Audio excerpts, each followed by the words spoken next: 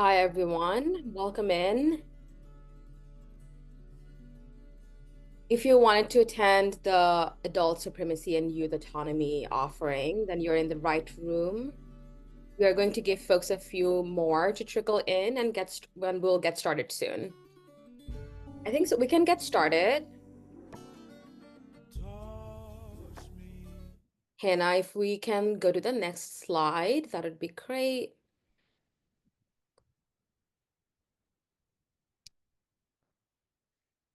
Welcome, people. So let's get started with some intros. I'll go first. My name is Sirajum. Like I said, I use they, them pronouns. I'm a Muslim abolitionist, organizer, and educator based here in Lenapehoking, what we also colonially know as New York City. I'm Bangladeshi. I was born and raised there, and I currently have an asylum in the US. And my experiences in Bangladesh with political and gender-based violence is what led me to community organizing and advocacy work in the first place. And if I look familiar, that's because you've seen me in all the other sessions. I'm a part of the SOAR staff. I'm SOAR's membership associate. And I have also worked at one of SOAR member organizations, Saki, where I was a senior youth empowerment advocate. I'm also a founding organizer at Queer Muslims of New York, a community that is very close to my heart. And I offer workshops and run a book club with Killjoy Reads. So if you're a bookworm, if you're looking for a community to organize with and looking for accountability, to engage in critical studies, feel free to find me there. Okay, with that, I would love to get to know the room a little bit. We can go on to the next slide. I'd love for folks to check in the chat with your preferred name, pronouns if you'd like to share them, and a word to describe how you feel when you hear the phrase, respect your elders. And while folks do that, I'm going to quickly go over our community agreements for this gathering. So, as we know, whenever people come together, harm is inevitable, whether it's intentional or unintentional. So I ask that we take accountability for our actions. For example, if you accidentally use the wrong pronouns for someone, feel free to reach out to them and apologize. And I would love for us to be mindful of our social location and positionalities as well. We all have biases, and I hope that in this space you can practice vulnerability in identifying those biases as you engage with the material. And relatedly, please be open to change. Learning can be very uncomfortable at times. I hope that together we can lean into the discomfort of learning. And this one is very important to me, that it's really important to name that none of us in this room are experts, right? Expertise is a white supremacist trope. Even though I will be the one doing most of the talking today, I do encourage people to chime in the chat. Feel free to share any insights you're having, any connections you're making. Feel free to answer each other's questions. Finally, please do what you need to do during this session to take care of yourself. Feel free to lay down, take a break, turn off your camera, however you need to be. And with that, I'm gonna go to the next slide.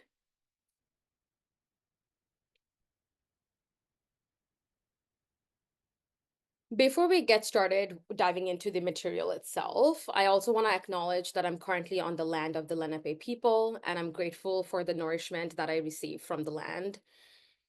It's also important to name the violent history of how we ended up here in this moment. The ancestors of the Lenape people were displaced as a result of genocide and settler colonialism. And as we know, the violence towards them and all other native inhabitants of Turtle Island is ongoing. I want to name my gratitude for the SOAR team for putting this incredible summit together. And thank you, Hannah and Amrita, for helping me with tech and taking notes today. And I'm grateful to all of you for being here on a Sunday afternoon, evening, wherever you are. I really, really appreciate everyone in this room right now. And I'm curious to see what folks have shared in the chat. So I'm going to take a quick peek. Okay, I see complicated, love and care, restriction, battling with personal identities, upholding colonialism, capitalism, obedience. Okay, great. Keep offering these insights and feel free to engage with one another as well in the chat as we move forward. Okay, we can go on the next slide.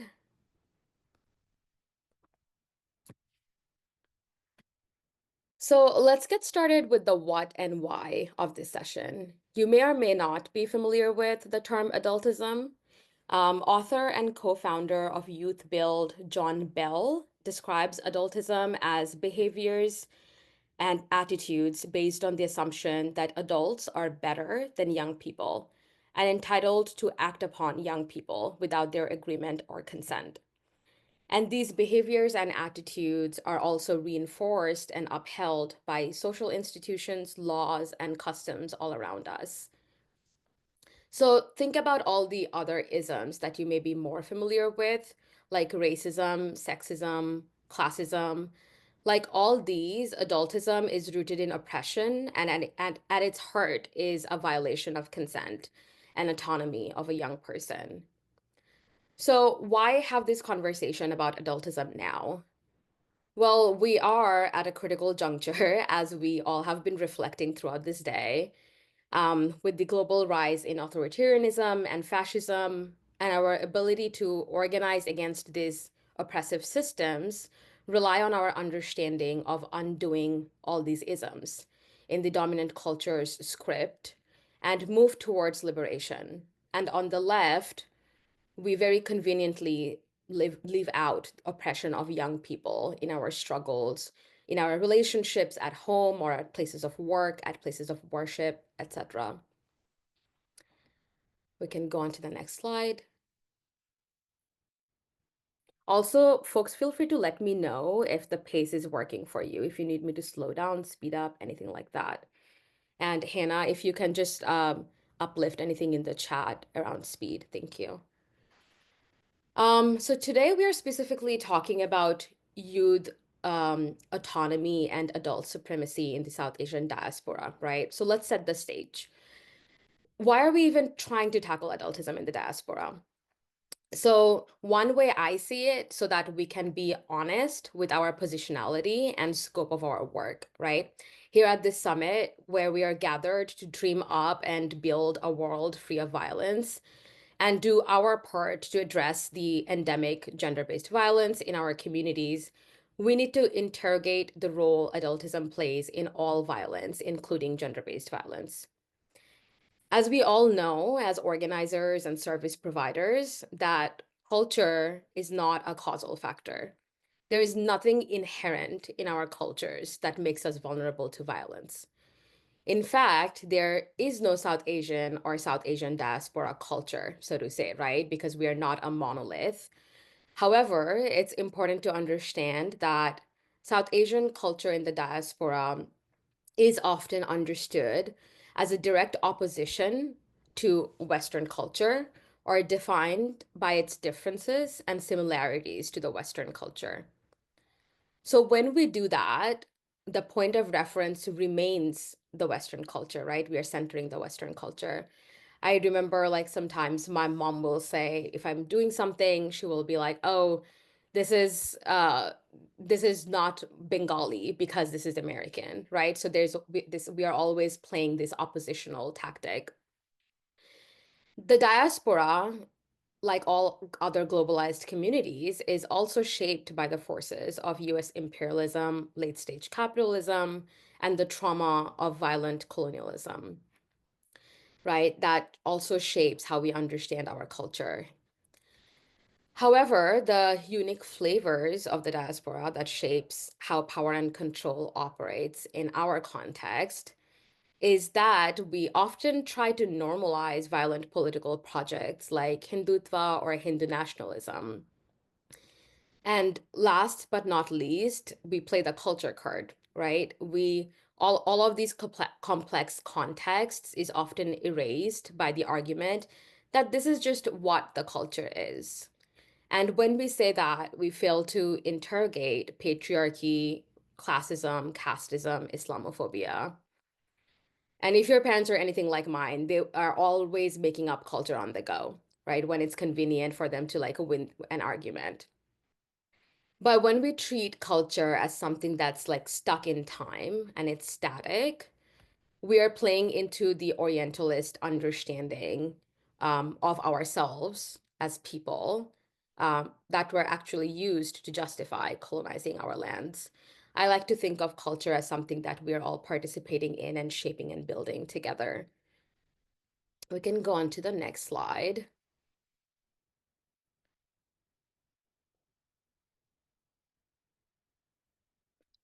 So now that we have set the stage, let's dive into the concept of respect your elders in the diaspora.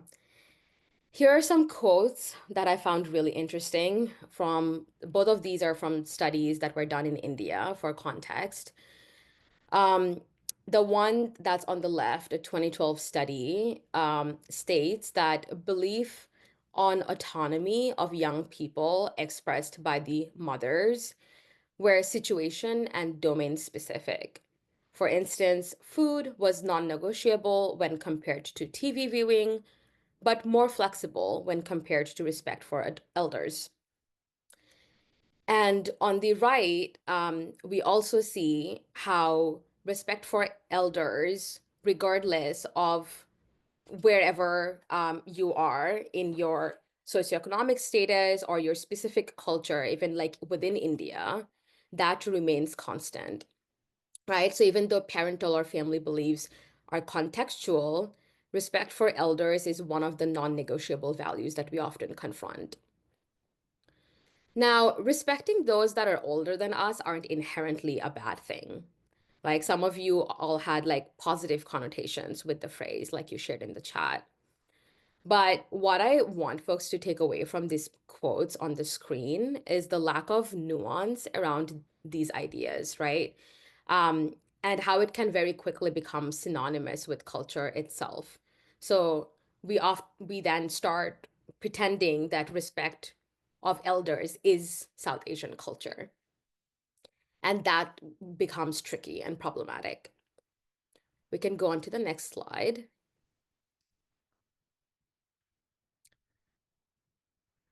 So, what message is being sent when we read between the lines of respect your elders? We learn that with age comes wisdom that gives adult a status, and that status demands unquestioning submission. So, for young people, then to be viewed as full human beings, they need to seek this status, right? And we often do that by seeking proximity to whiteness, performing heteronormativity, being able-bodied. Essentially, we're asked to fall in line in order to be seen as like fully human. And when we don't fall in line, say we have a disability, we are discarded or we are punished for not aligning with the rest of our peers. We're also taught that we are extensions of our families, right? That we can that and this idea can create shame-based silencing that enables harm and violence because our actions aren't only our actions, they're reflected upon our family. Interestingly, though, young people in our communities and specifically amongst immigrant communities in general are also facing this contradictory expectation of simultaneously taking on adult responsibilities and roles, um, and often becoming intermediaries between the adults and the caregivers in their lives and the state. Um, and at the same time, they cannot choose their own careers, they cannot choose who to love, they do not have autonomy whatsoever over their own lives.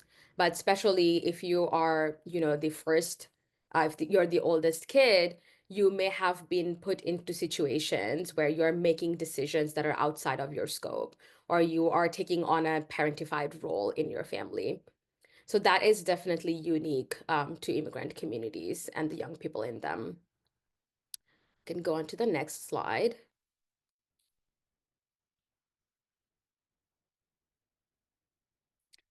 So it's important to not confuse youth autonomy as putting young people in positions where they're burdened with making momentous decisions that they haven't been prepared for, and they do not have access to the resources to make those decisions.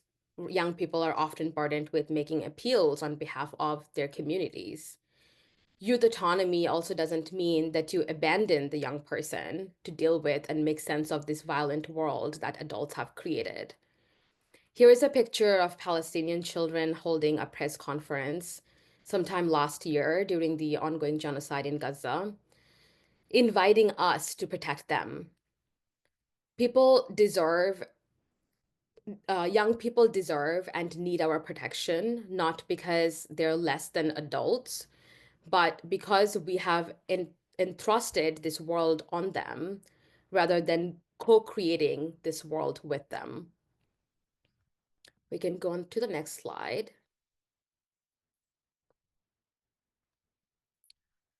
And oftentimes we are told that respecting our elders is about love, right? Our parents and the adults in our lives restricting our autonomy is also about love because they're keeping us safe. They know what's the best for us. However, as bell hooks remind us, whenever there is a hierarchy and domination in a relationship, love is lacking. And domination in any relationship or and hierarchy also keeps justing from taking root in that relationship. Yes, love and abuse cannot coexist. We can go on to the next slide. So, adultism perpetuates and feeds into heteropatriarchy, racism, ableism, gender and power-based violence, as well as capitalism. The global economy is reliant on extracting youth labor, whether it's child labor in sweatshops of Asia or the mines in Congo. Global capitalism is only functional because child labor is extracted. We can go on to the next slide. And guess what? How we treat our young people underlies all alienation and violence in our communities because discrimination against children actually prepares us, teaches us, all of us, regardless of gender, class, country of origin, how to be an oppressor. And then we exercise that muscle along with our other identities out in the world. Like I named before, one of the ways adultism shows up in our communities is gender-based violence and sexual violence. We can go on to the next slide, Hannah. Thank you.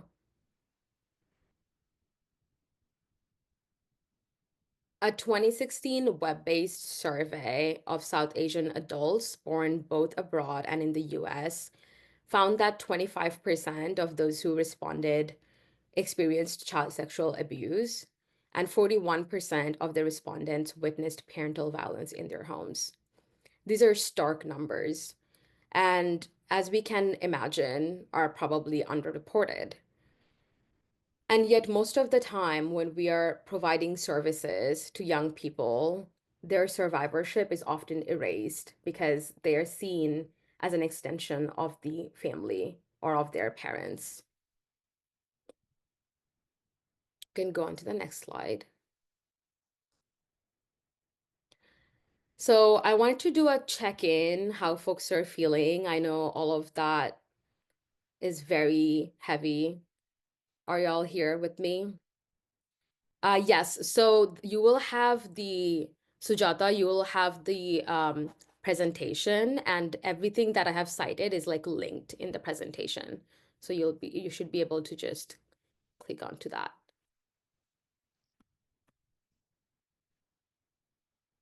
Okay.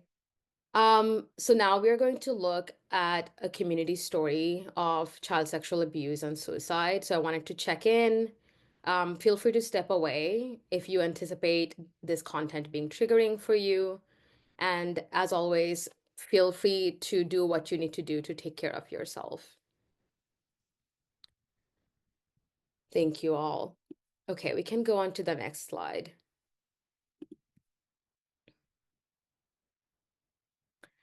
So I wanted to bring you the story of Samiha Khan. Samiha was a 23-year-old Bangladeshi. She was described as bright-eyed, shy, and kind by her friends. And she tragically lost her life to suicide after experiencing 15 years of sexual and emotional abuse by her father. Can go on to the next slide.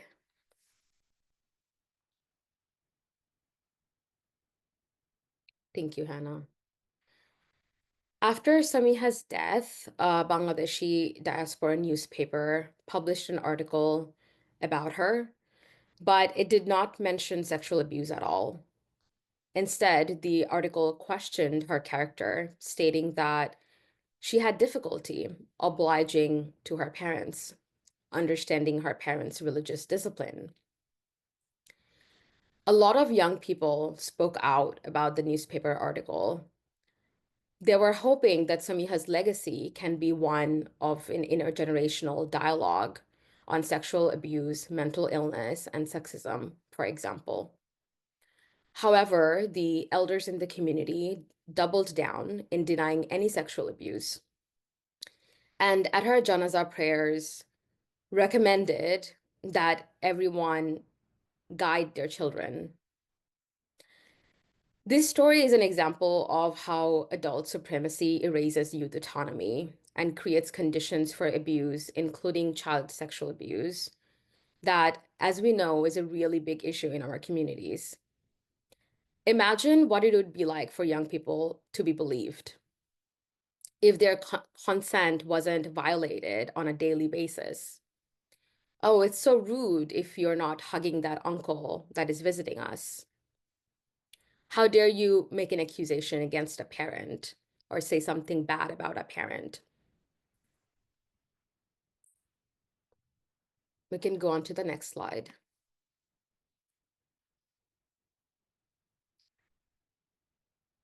In centering young people, and specifically in centering childhood, it actually has the potential to liberate us all. Because when we center young people, we are confronted with our basic need for care, attentiveness, and interdependence that we all have, regardless of age, that capitalism seeks to deny. We can go on to the next slide. So I wanted to share some offerings about how do we build healthy youth-adult relationships. We can listen to the young people in our lives, listen when they talk about their thoughts, experiences, and feelings about what it is like to be young. We can let go of our instinct to take over, right?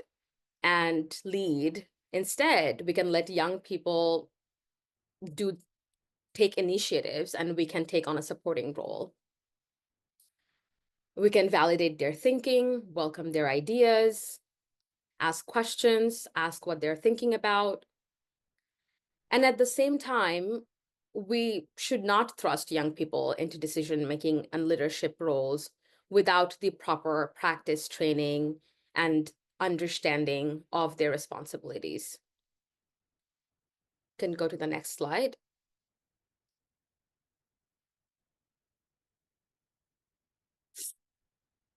So these are a few takeaways. How are we doing on time, folks? Yeah? Okay. I would love for folks to come off mute and maybe like volunteer to read each one of the takeaways. Would that be okay?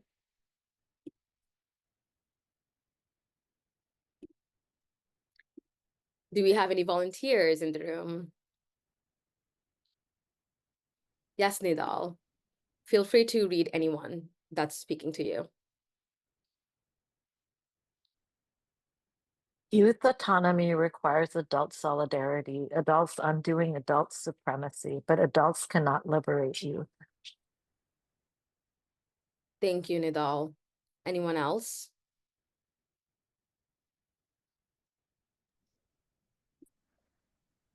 I can go. Mm-hmm. Dismantle blind loyalty to elders and interrogate your behavior with towards young people around you. Thank you. I can read um, a, tend to your wounds of being forced to grow up, being treated as less than. Thank you, Elizabeth.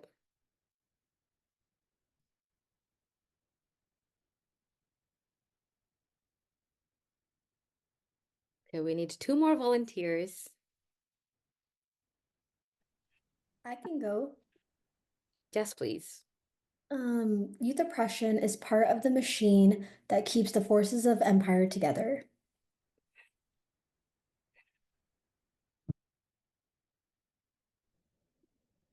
Um, Adultness is always in the room, like white supremacy is always in the room. Thank you so much. Thank you for volunteering to read, everybody.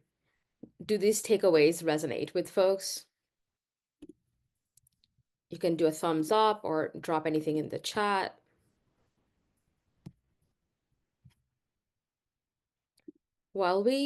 Okay, I see some hearts. Yes, we should definitely get them on t-shirts. I like that idea. Okay, so we can go to the next slide now. With all of that, I hope we all got the opportunity to absorb.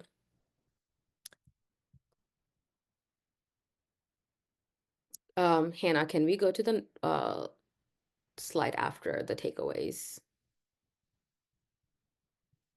Thank you. Okay, so now we're all gonna do some writing, and this can be as short as long, whatever you need this to look like. But my invitation to you, only if this is helpful in this moment, as you're sitting with all the information, write a letter to a young person in your life and reflect on the assumptions you have made about them. How will you honor their agency? So I'll give folks about 7 minutes for the exercise. Is that okay, Hannah? And maybe, Hannah, you can play some music for us while we do that.